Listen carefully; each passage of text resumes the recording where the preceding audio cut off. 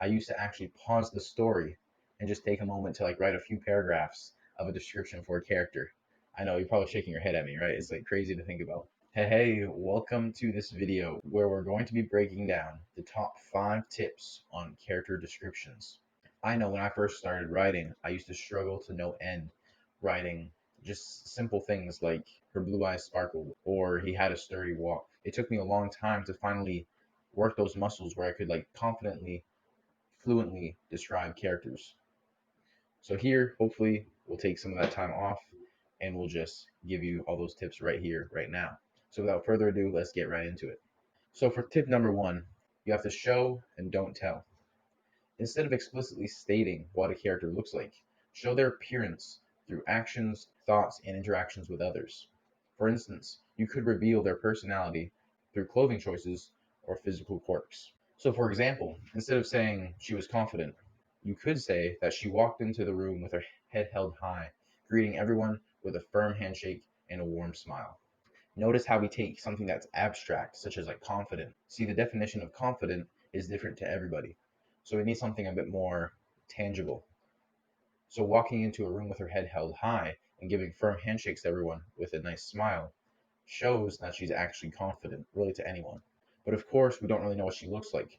So that brings us to tip 2, which is specific details. You don't want to rely on generic descriptions.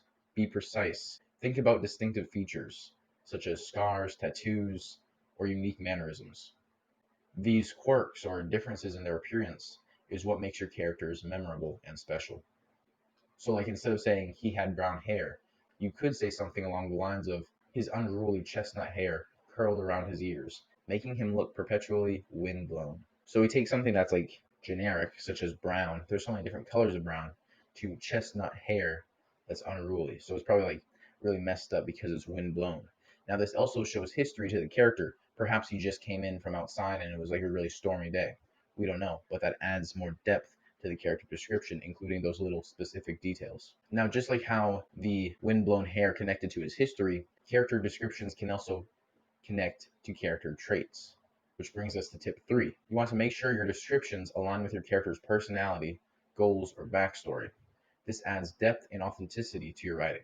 So, for example, say if your character is a super like hardworking scientist, you might describe his messy lab coat, his ink-stained fingertips, determined gaze, and emphasize their dedication to their work. Just by that small description, we have come to like learn so much about the scientist, and I'm sure that we both have a very good idea of what the scientist looks like. Tip 4 is comparisons and metaphors.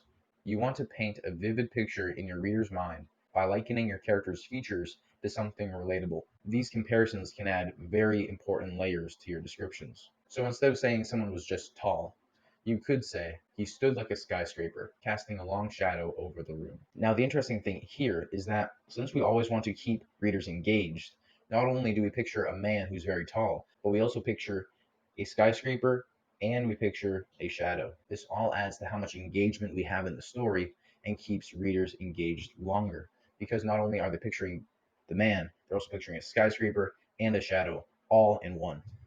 Obviously, you don't want to use metaphors and comparisons all the time, but as you can see here, it can really help further the character descriptions while also giving engagement to the reader. And now this brings us to tip 5, which is revealing character descriptions over time. Now, see, when I first started writing, I used to actually pause the story and just take a moment to like write a few paragraphs of a description for a character. I know you're probably shaking your head at me, right? It's like crazy to think about. But it taught me a very valuable lesson about pacing. Because you want to keep your reader engaged and like enjoying this fast-paced story and like turning pages as quickly as possible, it's a good idea to not reveal all of the character description at once. You could say important things first, like, she was tall, she was blonde, she was brown eyed, she wore a green shirt. But then as the story continues, you can detail it in. We can use, the comparisons and metaphors. We can use the other tips that we were talking about before, like specific descriptions and such. But on first glance, we can just do a quick description, like maybe a sentence or two that just gets the ball rolling. It also engages the reader's imagination since we don't fully know who this character is yet, that we can fill in the face for ourselves. You should never underestimate the reader's imagination, especially when it comes to character descriptions. All right, that's it for this video. another super quick one, but I like to give you these tips, like, really fast, like rockets, just to get you back into writing as soon as possible. You can book a free coaching call with me down below.